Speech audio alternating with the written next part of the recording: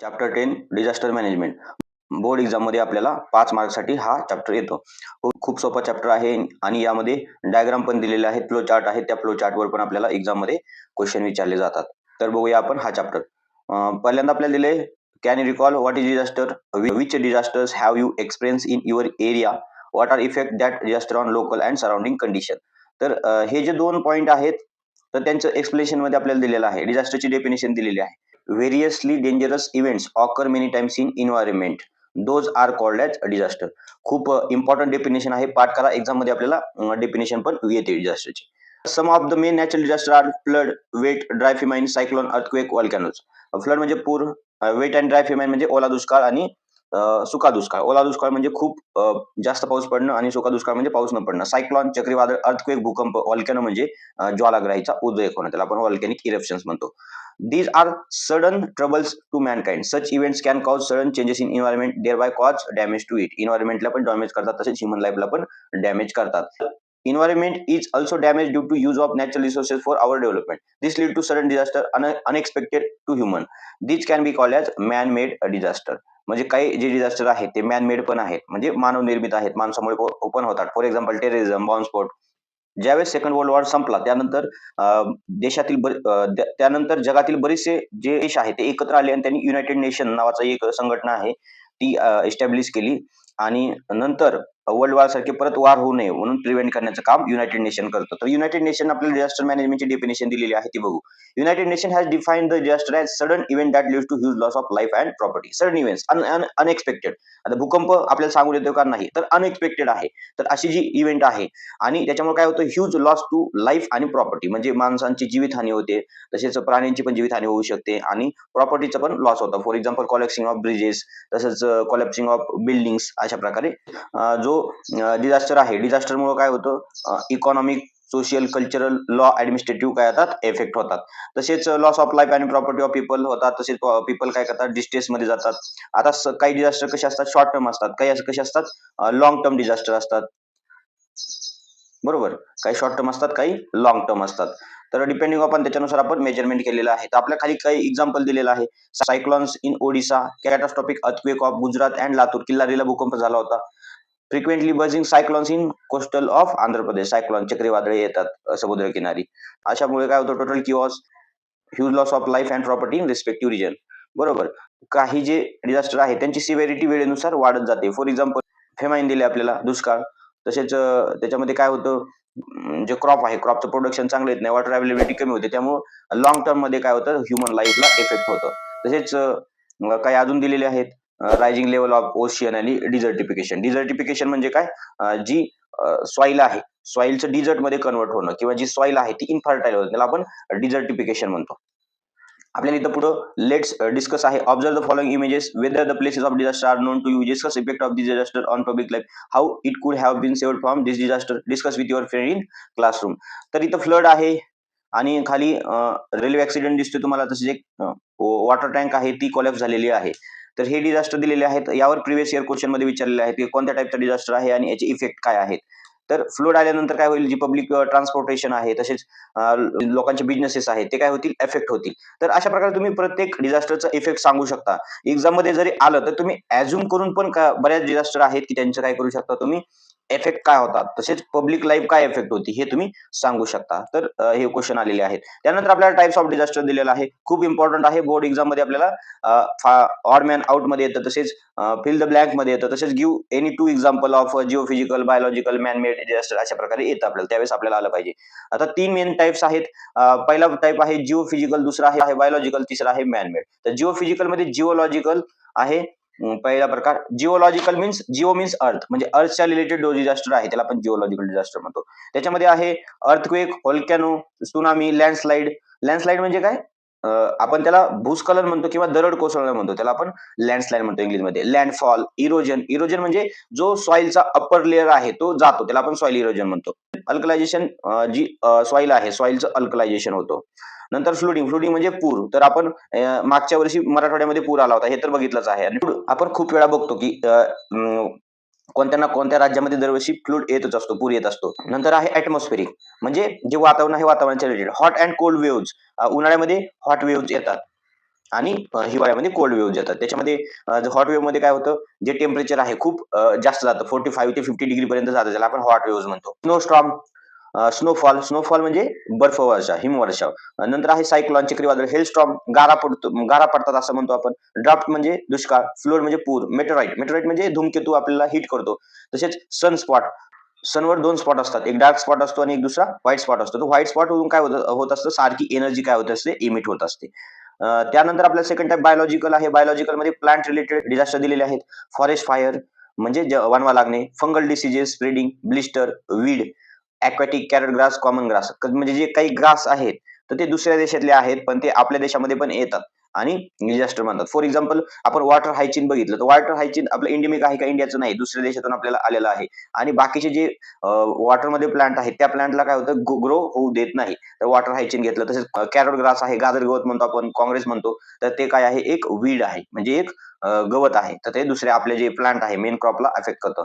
नंतर animal infectious viruses, आपण swine flu बघितलं होतं. आय थिंक 2008 साली स्वाईन फ्लूची साथ आली होती. तो कोंबड्यामध्ये खूप वेळा आढळलेला. नंतर आता कोविडचं पण बघितलं, तर ते पण काय आहे, एक इन्फेक्शियस व्हायरस होता. नंतर एच-आय-व्ही आहे, बॅक्टेरिया, कॉलरा, मलेरिया, हेपॅटायटिस आणि plague. Insect bite of poisonous animals like snake bite, विंचू चावतो आहे ना, तर हे कशामध्ये येतं, पॉइझनस ॲनिमलच्या बाईटमध्ये येतं. नंतर थर्ड आहे मॅन मेड. मॅन मेड म्हणजे मानवनिर्मित, माणसामुळे जे डिझास्टर होतात ते अननोन आणि इंटरनॅशनल. अननोन म्हणजे आपल्याला माहित नसतात, सडनली होऊन जातात ते अनइंटेन्शनली. पॉइझनस गॅसेस, आपण भोपाळ गॅस ट्रॅजेडी माहिती आहे आपल्याला. तिथं मिथाइल आयसोसायनाइड नावाचा जो गॅस आहे, तो काय झाला होता, लीक झालेला होता. तसेच ॲटॉमिक टेस्ट, आपण पोखरण येथे ॲटॉमिक टेस्ट केलेली आहे. नंतर अनप्लॅन्ड ॲक्शन ॲक्सिडेंट. बऱ्याच वेळा आपल्याला रेल्वे ॲक्सिडेंट होतात. वरती आपल्याला फोटो दिलेला आहे. रेल्वे ॲक्सिडेंट होतात, बस ॲक्सिडेंट होतात. खूप प्रकारचे ॲक्सिडेंट होतात. टू व्हीलरचे, फोर व्हीलरचे. तर हे कशामध्ये येतात, अननोन मॅन मेड डिझास्टरमध्ये येतात. नंतर आहे इंटरनॅशनल वॉर. आता सध्या आपण वॉर जर कुठे चालू आहे बघितलं, तर रशिया आणि युक्रेन मधला खूप लाँग टर्म वॉर चालू झालेला आहे. तसंच आपला गलवान व्हॅलीमध्ये क्लॅशेस झाले होते. आपले पण पाकिस्तान सोबत वॉर झालेले आहेत. बरोबर, कारगिलचा वॉर झाला. तर अशा प्रकारे वॉर. नंतर बॉम्ब ब्लास्ट. आपण बऱ्याच वेळा बघतो, जे आतंकवादी येतात आणि आपल्या देशामध्ये काय करतात, बॉम्ब ब्लास्ट करतात. तर ते बॉम्ब ब्लास्ट. नंतर आम्ही तुम्हाला दुसरं उदाहरण देईन, की जपानच्या हिरोशिमा आणि नागासाकी या शहरांवर अमेरिकेने दुसरे महायुद्ध चालू असताना बॉम्ब टाकले आणि जो दुसरं महायुद्ध आहे ते एंड झालेलं आहे. नंतर मायग्रेशन. मायग्रेशन म्हणजे स्थलांतर. एका भागातून दुसऱ्या भागातला ज्यावेळेस लोक जातात कामासाठी, व्यवसायासाठी किंवा परमनंट राहण्यासाठी, आपण त्याला मायग्रेशन म्हणतो, स्थलांतर म्हणतो. टेररिझम, आतंकवाद तुम्हाला माहितीच आहे. रेप्स आणि चाइल्ड लेबर. चाइल्ड लेबर म्हणजे बाल कामगार. जे वयाची 14 वर्षाच्या खालची जी मुलं आहेत, त्यांना हॉटेलमध्ये वगैरे ठेवलं जातं. ते कशामध्ये येतं, चाइल्ड लेबरमध्ये येतं, अशा प्रकारे. नंतर आहे which are destructive effects of flood. प्रत्येकाचे इफेक्ट सांगता येतात. डिस्ट्रक्टिव्ह इफेक्ट्स ऑफ फ्लूड जर आपण सांगितलं, collapsing of bridges, collapsing of houses, disturbances of communications. अशा प्रकारे आपण प्रत्येकाचे काय सांगू शकतो, इफेक्ट सांगू शकतो. आणि खूप सोपं आहे. एक्झाममध्ये इफेक्ट ऑफ डिझास्टर्स येतं. कोणत्या बी डिझास्टरचे इफेक्ट तुम्हाला विचारतात, तर तुम्ही अझ्युम करून पण याचे आन्सर लिहू शकता, की असं नाही की बुकमध्ये दिले तरच लिहायला पाहिजे. तुम्ही अझ्युम करून जरी लिहिलं तरी ते करेक्ट होतं आणि तुम्हाला मार्क पडतात. Which are effect of dry famine, inaccessibility of food, water हे आहे.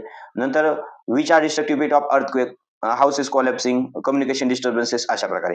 What is forest fire, what is effect on environment. Forest फायरमध्ये जे वाईल्ड लाईफ आहे, फ्लोरा आणि फौना, त्यांना काय होतं, डॅमेज होतं. तसेच पोल्युशन पण होतं. तर अशा प्रकारे. नंतर आहे इफेक्ट ऑफ डिझास्टर. तुम्हाला मी या वरचे जे काही डिझास्टर आहे त्यांचे इफेक्ट सांगले. तशाच प्रकारे तुम्ही प्रत्येक डिझास्टरचे इफेक्ट सांगू शकता. परिणाम काय होतात? तर इथे दिलेले आपले collapsing of bridges, flooding of coastal bridges, shortage of food are some other problems of flood. Collapsing of houses, developing cracks in land are some effect of earthquake. तर अशा प्रकारे.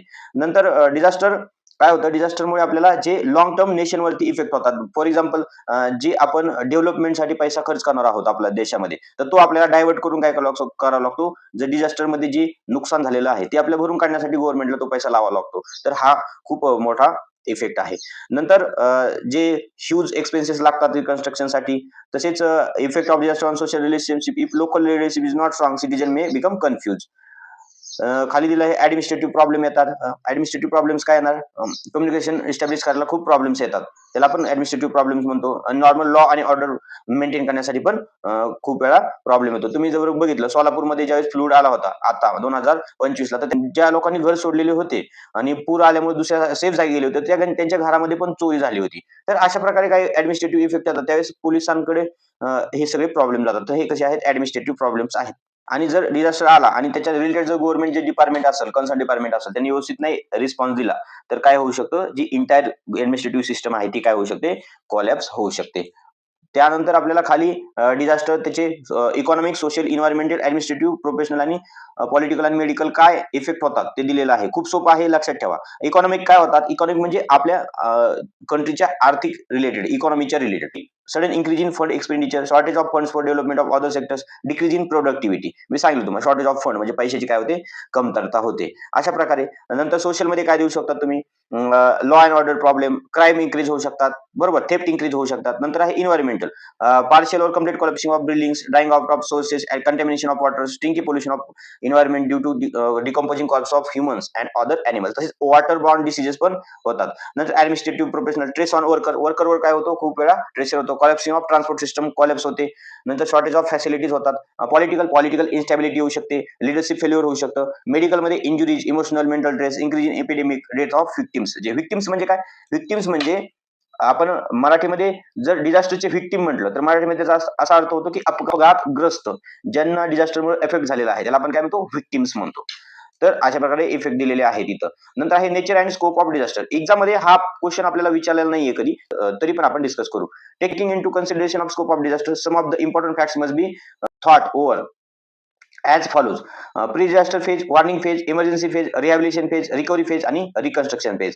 ह्या 6 फेज दिलेल्या आहेत आपल्याला, पण यामध्ये आपल्याला फक्त 3 महत्वाच्या ज्या फेज आहेत त्याच आपल्याला आपल्या टेक्स्टबुक मध्ये दिलेल्या आहेत. तर ते आपण बघू. पहिली फेज आहे फेज ऑफ इमर्जन्सी. म्हणजे सडनली ज्यावेळेस डिझास्टर आलेला आहे तर ती जी फेज आहे ती आहे phase of emergency. Important character of this phase is maximum lives can be saved by quick action during this phase only. Various actions like search, rescue operation, पुरामध्ये पण रेस्क्यू ऑपरेशन होतात. तसेच फायर कुठे असेल तर तिथं पण रेस्क्यू ऑपरेशन काय करतात, राबवतात. मेडिकल असिस्टन्स देतो, जे ड्राउनिंग झालेली आहे, बर्निंग झालेली आहे केसेस, ऍक्सिडेंटल केसेस मध्ये पण आपण मेडिकल काय देतो, असिस्टन्स देतो. फर्स्ट एड आपण पुढे बघणार आहोत. प्रथम उपचार, restoring communication services, removing people from affected area due to area are expected in this phase. Gravity of disaster can be estimated in this place only.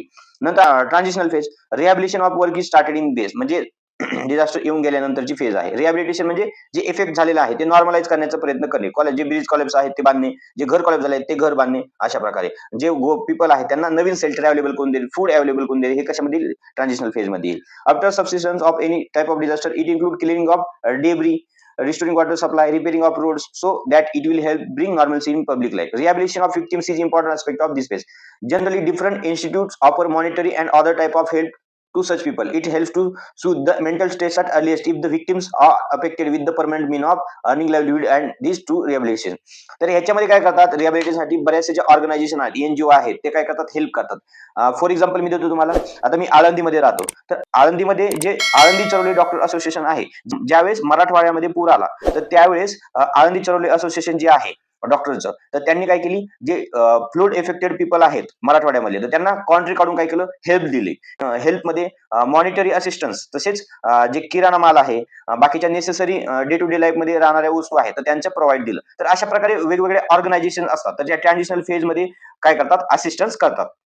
नंतरची थर्ड फेज आहे reconstruction phase. This is highly complicated phase begins in transitional phase. People reconstruct their buildings and facilities like roads, water supply are restored, farming practices are restarted.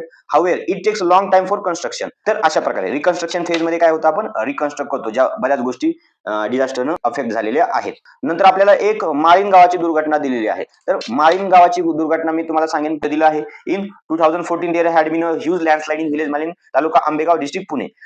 पूर्ण जो डोंगर आहे तो डोंगर direct गावावर कोसळला आणि गाव त्या डोंगराच्या ज्या मलब्याखाली गेलं, तर आपण त्याला माळीण आहे, तर माळीण गाव आहे. तर या माळीण गावाची जी घटना आहे 2014 साली झालेली आहे. त्याची आपल्याला फोटो दिलेले आहे तिथं. यावर काय क्वेश्चन विचारले नाही, पण just kind of your information आपल्याला माहित पाहिजे, बरोबर. त्यानंतर डिझास्टर मॅनेजमेंट. आता डिझास्टर जर येऊन गेलेलं आहे पण डिझास्टर मॅनेज कसं करायचं आहे, कोण मॅनेज करणार, गव्हर्नमेंट करणार की प्रायव्हेट इन्स्टिट्यूट करणार, बरोबर. काहीतरी व्यवस्था पाहिजे. जसं आपला देश चालवण्यासाठी कॉन्स्टिट्यूशन आहे, संविधान आहे, तसंच डिझास्टर आल्यानंतर डिझास्टर मॅनेज करण्यासाठी पण आपल्या देशामध्ये डिझास्टर मॅनेजमेंट ऑथॉरिटी आहे. त्याच प्रकारे डिझास्टर कसं मॅनेज केलं जातं, कोणत्या कोणत्या फेज असतात मॅनेजमेंटच्या, ते पण आपण बघणार आहोत. तर इथं पहिल्यांदा आपल्याला ऑब्जेक्टिव्ह ऑफ डिझास्टर दिलेले आहेत. तर ही खाली माहिती दिलेली आहे.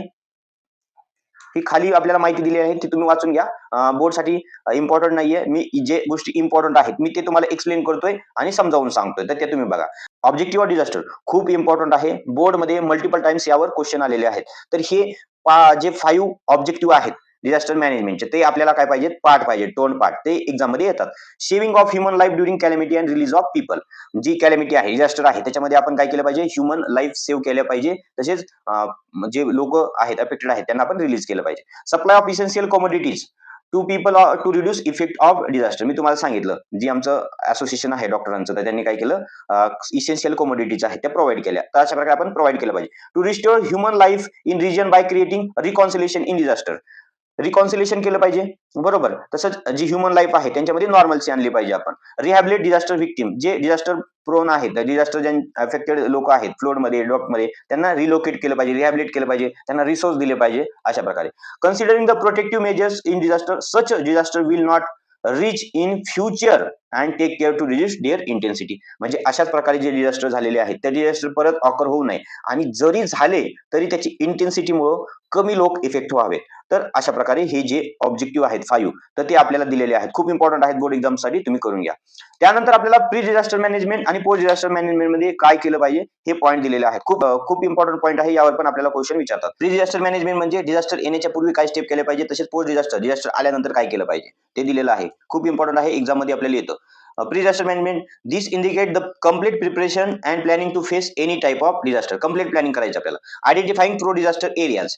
आता आपण जर प्रो डिझास्टर एरिया आहेत, फॉर एक्झाम्पल लँडस्लाइड साठी कोणत्या प्रो डिझास्टर एरियाज आहेत, जो हिमालयन रिजन आहे, हिमालयन रिजन मध्ये जास्त काय होतात, लँडस्लाइड होतात दॅन वेस्टर्न घाट्स. का बरं होतात, कारण जे वेस्टर्न घाट्स आहेत ते बेसाल्ट रॉकनं बनलेले आहेत, आणि जे हिमालयन माउंटेन रेंजेस आहेत त्या सेडिमेंटरी रॉकनं बनलेले आहेत. तर त्यामुळे काय होतं, हिमालयन रिजन आहे तो जास्त प्रोन आहे लँडस्लाइड साठी. तसेच हिमालयाचा जो फूड पार्ट आहे, फॉर एक्झाम्पल दिल्ली, उत्तर प्रदेश, इकडे उत्तराखंड, काश्मीर, तर या ठिकाणी भूकंप येण्याची जास्त चान्सेस आहेत. का जास्त चान्सेस असतात, कारण इंडियन प्लेट आहे ती काय होते, युरेशियन प्लेटला टक्कर देते. म्हणजे दरवर्षी जो आपली इंडियन प्लेट आहे, इंडियन रिजन आहे, तो 1 सेंटीमीटरने काय होते, वरती नॉर्थकडे सरकतोय. तर हे जे मेन एरिया आहेत डिझास्टर प्रोन एरियाज, तसेच फ्लूड प्रोन एरिया असतात की डिफरंट रिव्हरच्या साईडला जे विलेज आहेत, तर असे काय केले पाहिजेत, आपण आयडेंटिफाय केले पाहिजे. Collecting information about intensity of disaster and प्रोबॅबल site of disaster through predictive intensity maps and hazard maps respectively. आपण काय केलं पाहिजे, तर प्रिडिक्टिव्ह करून हजार्ड मॅप तयार केले पाहिजे की कोणत्या एरिया हजार्ड प्रोन आहे, म्हणजे डिझास्टर प्रोन आहे. C getting special training for disaster management. तर बाकीचे जे कॉमन पीपल आहे, कॉमन पब्लिक आहे, त्या पब्लिकला पण आपण ट्रेनिंग दिलं पाहिजे. वेगवेगळे अवेअरनेस कॅम्प काय केले पाहिजे, आपण राबवले पाहिजे. नंतर D increasing awareness about disaster management among the general public through training program, mass media, post disaster management.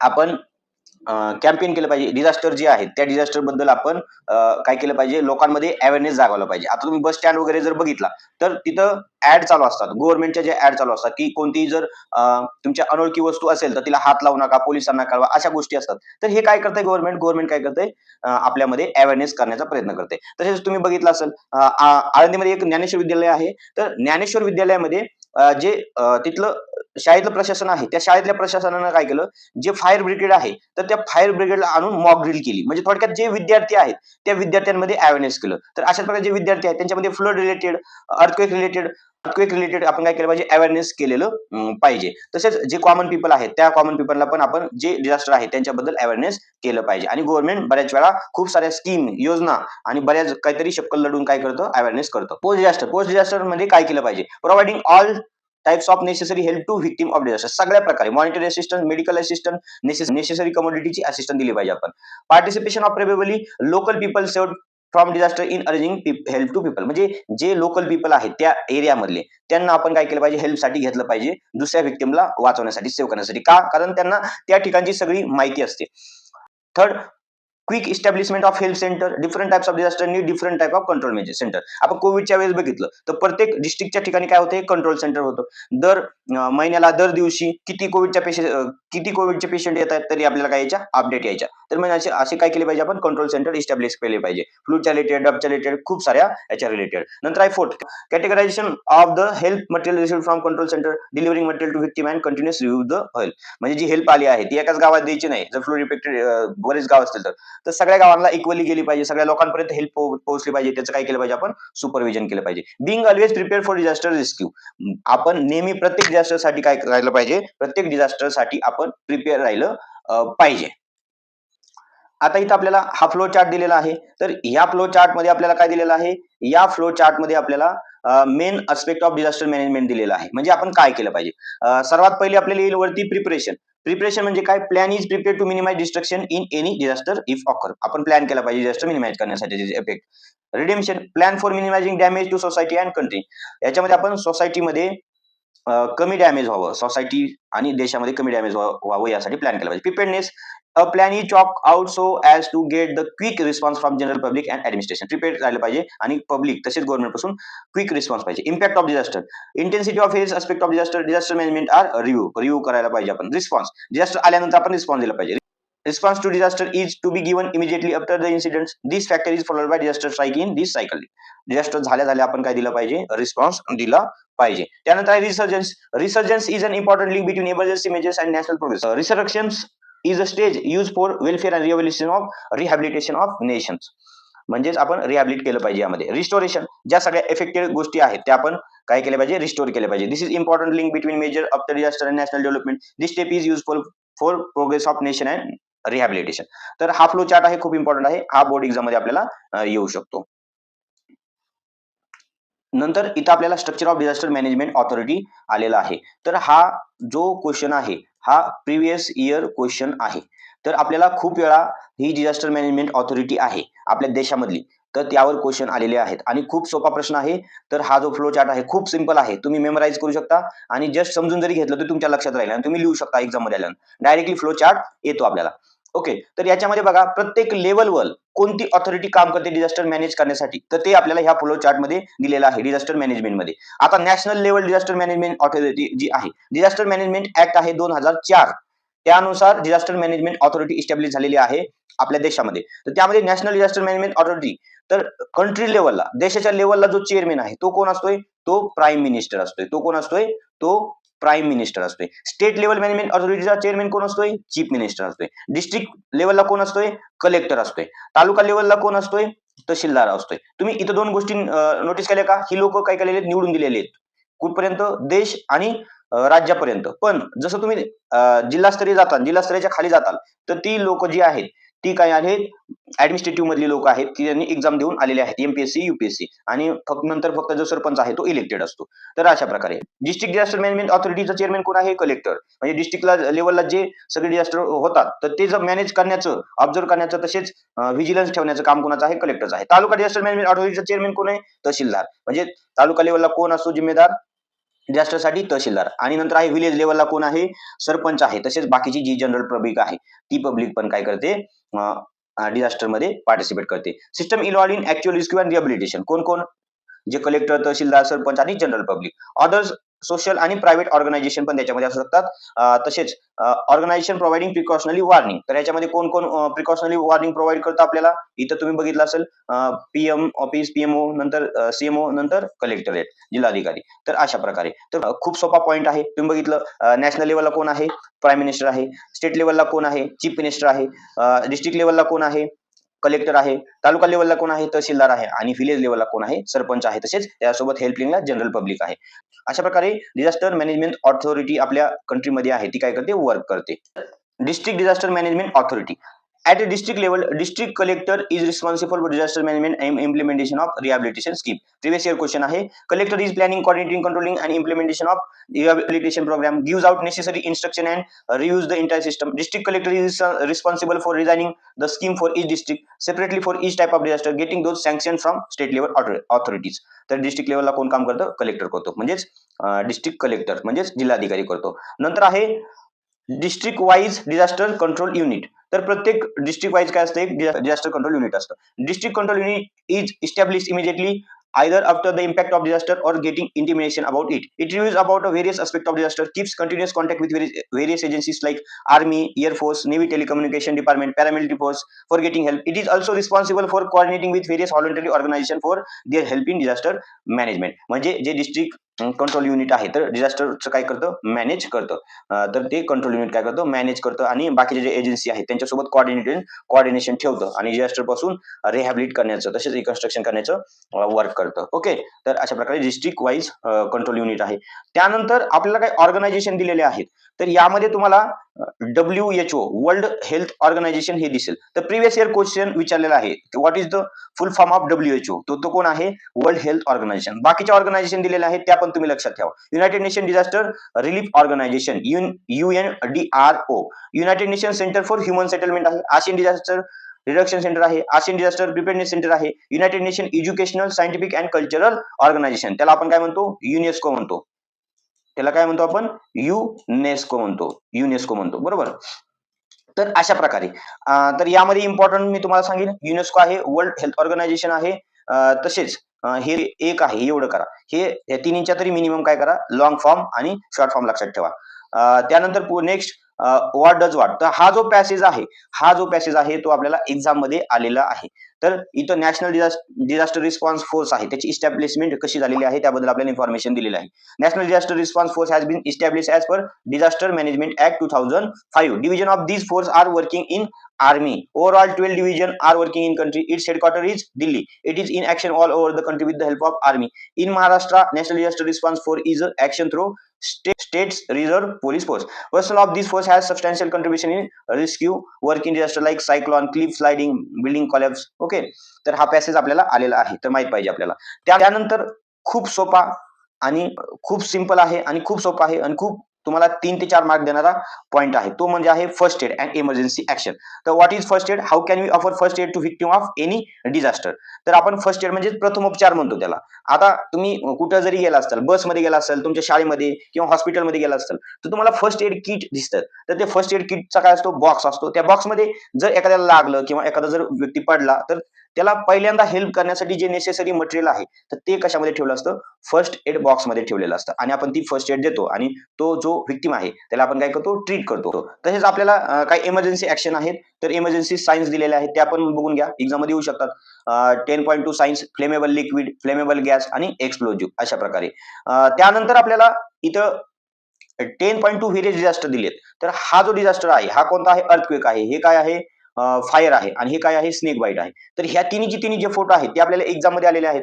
Identify the disaster and write the two effect of disaster, तर ते आपल्याला आलं पाहिजे. खूप सोपं आहे. आता इथं जर बघितलं तर फोटो बघून आपल्याला इफेक्ट करतात, collapsing of houses, collapsing of road, तसेच इंटरप्शन ऑफ कम्युनिकेशन, अशा प्रकारे. फॉरेस्ट फायर, तसेच फायर जी आहे, इफेक्ट लाईफ आणि property loss. Okay, life and property loss. तसेच स्नेक बाईट, स्नेक बाईटचे इफेक्ट काय होणार, लाईफ अँड प्रॉपर्टी लॉस होणार आहे. तसेच आपल्याला इथं काही व्हेरियस ऍक्टिव्हिटीज दिलेल्या आहेत, तर त्या ऍक्टिव्हिटीज कशासाठी असतात, डिझास्टर व्हिक्टिम शिफ्ट करण्यासाठी. हे स्ट्रेचर आहे, स्ट्रेचरवरती पेशंट ठेवलेला आहे. नंतर हे हे रेस्पिरेटरी ट्रॅक ओपन करण्यासाठी पोझिशन दिलेली आहे, आपण त्याला चीन लिप म्हणतो. नंतर हा जो 30 डायग्राम आहे तो त्या जो पेशंट आहे, व्हिक्टिम आहे, त्याला उचलतोय डी आणि हा घेऊन जातोय. आणि ही दुसरी जी मेथड आहे, ही एक मेथड आहे बरोबर. आपल्याला मित्र आपण कसं एकमेकांच्या खांद्यावर ठेवतो त्याप्रमाणे ही एक मेथड आहे.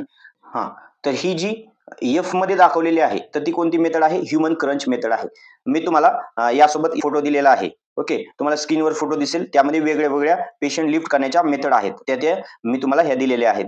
तर अशा प्रकारे आपण पेशंट म्हणजे जे डिझास्टर व्हिक्टिम आहे त्यांना काय करू शकतो, आपण लिफ्ट करू शकतो किंवा कॅरी करू शकतो इमर्जन्सी कंडिशन मध्ये. त्यानंतर ऑब्जेक्टिव्ह ऑफ फर्स्ट एड खूप इम्पॉर्टंट आहे, आपल्याला एक्झाम मध्ये पण हे येतं की डिफाईन फर्स्ट एड आणि गिव्ह दी ऑब्जेक्टिव्ह और write down the objective of first aid, तर त्यावेळेस आपल्याला आलं पाहिजे. तर इथं बघितलं आपण काय ऑब्जेक्टिव्ह आहेत, सगळ्यात पहिला ऑब्जेक्टिव्ह आहे saving life, prevention deterioration of condition of victim and disaster. Blood flow होते तर ते कमी केलं पाहिजे आपण ऍक्सिडेंटल प्रोन पेशंट मधलं. रिलिव्हिंग पेन, त्याचं जे पेन आहे ते कमी केलं पाहिजे. अटेम्प्ट टू इम्प्रूव्ह कंडिशन, बरोबर. तर अशा प्रकारे ऑब्जेक्टिव्ह आहे, तर हे ऑब्जेक्टिव्ह तुम्ही काय करा, लक्षात ठेवा आणि त्याच्यानंतर तुम्ही बाकीचे पण ऑब्जेक्टिव्ह लिहू शकता. त्यानंतर फर्स्ट एड किट, तर ही जी फर्स्ट एड किट आहे तर त्याचं दिलेलं आहे आपल्याला, it is essential to have necessary for first aid with us, that material is available in the first aid kit. जे मटेरियल आपल्याला फर्स्ट एड साठी लागणार आहे ते आपल्यासोबत अवेलेबल असायला पाहिजे. तर त्या मटेरियल मध्ये काय काय दिलेलं आहे, इथं सांगितलंय meet medical meet the medical officer doctor from your village and collect information about first aid. तुम्हाला स्क्रीनवर माझा मोबाईल नंबर दिसतोय. जर तुम्हाला हे जे सगळे फर्स्ट एड आहे याच्याबद्दल पर्सनली माहिती पाहिजे असेल तर तुम्ही मला फोन करूनही विचारू शकता. मी तुम्हाला त्याचे फोटो दाखवेल प्रॅक्टिकली. तसेच आपण क्लासमध्ये नोबल अकॅडमीमध्ये काय केलेलं आहे, प्रॅक्टिकल केलेलं आहे, सगळ्या गोष्टी विद्यार्थ्यांना दाखवलेल्या आहेत. तर necessary material in first aid box काय आहे?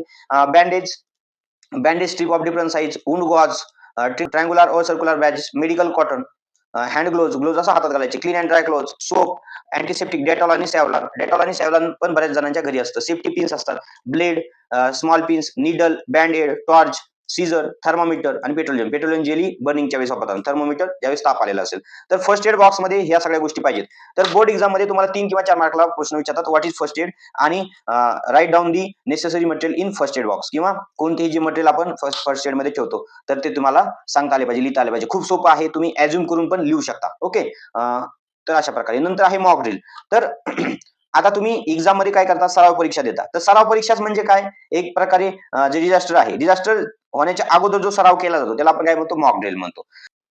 मॉक ड्रिल म्हणजे काय? It is a practice to check preparedness of facing disaster as early as possible. Virtual apparent situation of disaster is created to check reaction time for any type of disaster. तुम्ही बघितलं असेल वेगवेगळ्या सोसायटीमध्ये बऱ्याच वेळा काय केले जाते, मॉक ड्रिल केली जाते. तुम्ही एनएसजीचे कमांडो बघितलात का? एनएसजीच्या कमांडोच्या खूप वेळा तुम्हाला काय दिसतात. तसेच पोलीस पण काय करतात, मॉक ड्रिल करतात. आतंकवादी आले बस स्टेशन असू देत, हे असू देत. तर हे जे मॉक ड्रिल आहे, तर अपकमिंग जे डिझास्टर आहे, अपकमिंग डिझास्टर फेस करण्यासाठी जो सराव केला जातो त्याला आपण काय म्हणतो, मॉक ड्रिल म्हणतो. तर अशा प्रकारे mock drills is arrange on disaster of fire in various school by fire fighters. Dnyaneshwar विद्यालय आहे आळंदीमध्ये, तिथे एकदा केलेली होती, मी बघितलं होतं त्यांच्यामध्ये. It include demonstration like fire extinguishing fire, rescuing people trapped higher floors of building, rescuing person whose clothing have caught the fire. Such activities also arranged by police force and voluntary organization. याचे objective दिलेले आहेत आपल्याला mock ड्रिलचे, खूप important आहे, ते पण exam मध्ये विचारतात. Evaluating the response to disaster, improving coordination between various department of disaster control, identification of own abilities, improving the ability of quick response to disaster, checking the competency of planned action, identifying the possible errors and risk. तर अशा प्रकारे objective आहे, खूप important आहेत, board exam मध्ये आपल्याला येतं. त्यानंतर हा जो चॅप्टर आहे आपला, हा चॅप्टर संपलेला आहे. फक्त एक्सरसाइज मधले कोणते क्वेश्चन आहेत बोर्ड एक्झाम मध्ये आलेले आहेत ते आपण बघूया. तर हा मॉक ड्रिलचा क्वेश्चन आलेला आहे. डिझास्टर मॅनेजमेंट ऍक्टचा पण क्वेश्चन आलेला आहे. वरती जर इथं बघितलं, which are objective of disaster management, हा पण क्वेश्चन आलेला आहे. तसंच खाली जो एक दिलेला आहे आपल्याला, write down reason and effect and remedial measures taken for any two disaster experience by you, 3 मार्कला क्वेश्चन आलेला आहे. Next, identify type of disaster. तर हे आपल्याला खूप वेळा येतं, ऑड मॅन आउट मध्ये येतं किंवा फिल द ब्लँक मध्ये पण येतं. Identify types of disaster. Terrorism man made disaster आहे, हेपॅटायटिस कसा आहे, बायोलॉजिकल आहे, फिमाईन कसा आहे, इन्व्हायरमेंट रिलेटेड आहे. तर अशा प्रकारे आपण डिझास्टर कॅटेगराइज केलं पाहिजे. तसेच हे जे फोटो आहेत, तर हे काय आहे, पोरांचे भांडणं चाललेत, हे पण डिझास्टर आहे. गॅस लीक आहे, तर हे फ्लूड आहे, हेवी फ्लूड आहे, हेवी रेन आहे. नंतर हे काय आहे, सायक्लोन आहे. तर हे ज्या डायग्राम आहेत, ह्या डायग्राम पण काय होतात आपल्याला एक्झाम मध्ये येतात आणि आपल्याला त्याबद्दल क्वेश्चन विचारलेले आहेत इथून मागं. तर अशा प्रकारे आपण 10 सायन्सचा पार्ट सेकंड पूर्णपणे संपवलेला आहे. तर इथून पुढे आपण पार्ट फर्स्ट सायन्स स्टार्ट करणार आहोत. तर हा कोर्स तसेच हे लेक्चर्स तुम्हाला कसे वाटले कमेंट सेक्शन मध्ये मला नक्की कळवा आणि आपल्या चॅनलला लाईक, शेअर, कमेंट आणि सबस्क्राईब करा. भेटूया पार्ट फर्स्ट सायन्स मध्ये. तोपर्यंत जय हिंद.